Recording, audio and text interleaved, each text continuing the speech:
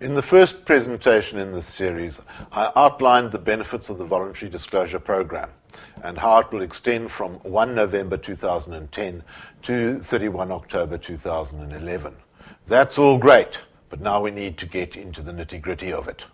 Okay, so how do you go about applying? Well, it's quite simple. You can either contact SARS and get them to send you the form, or at your convenience, on a couple of clicks, you can get it through e-filing. And the form itself is quite simple. It looks something like that. It's called a VDP-01, and you can see that most of the information required on the form is just basically names, addresses, telephone numbers. But let's go into the application in a little bit more detail.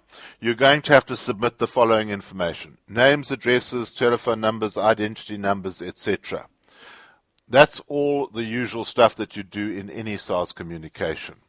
The address of your representative who might be helping you, including contact details. The tax years and reporting periods that are involved in the disclosure.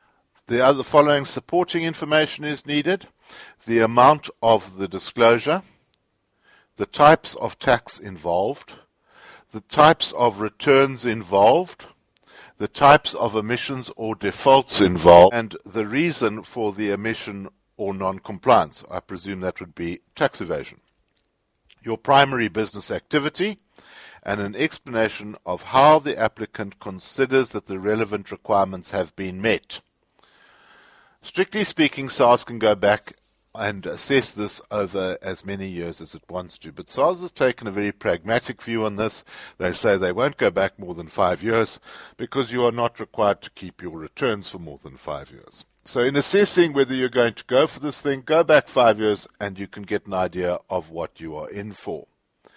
The outcomes: how will you know if your application has been successful? Well, if successful, SARS will write to you and say, we are going to enter into an agreement to cover the following. We will grant relief in terms of the VDP program. You will pay the following amounts of outstanding tax, and the agreement will be null and void if SARS subsequently determines that the disclosure did not constitute a valid disclosure, and that this agreement is kept confidential. Then, what happens if your application is not successful? SARS would communicate that to you in writing, and they would say no further steps will be taken. We consider this application closed. Now, that's what they're saying. We don't know what they're going to do with it from there on.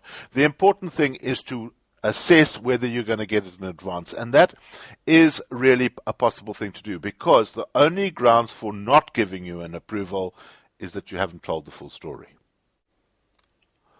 Under what circumstances can relief granted under the tax VDP be withdrawn?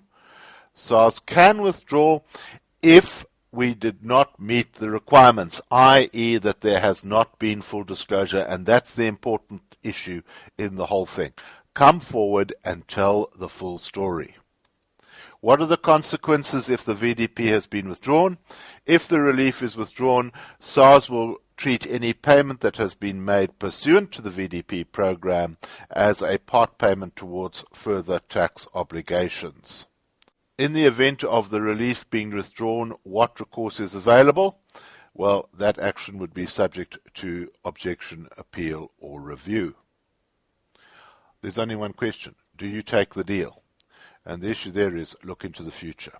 In the future, we're going to live under the Tax Administration Act. There, things are going to be a tremendous amount tougher than they are today with regard to interest, penalty, and criminal charges. And what we have to say is, facing the future, we don't want to be in a position where we are judged on some silly things that we did in the past. People still ask me, do you take the deal? I say, take the deal or emigrate. South Africa is not a place to get into trouble.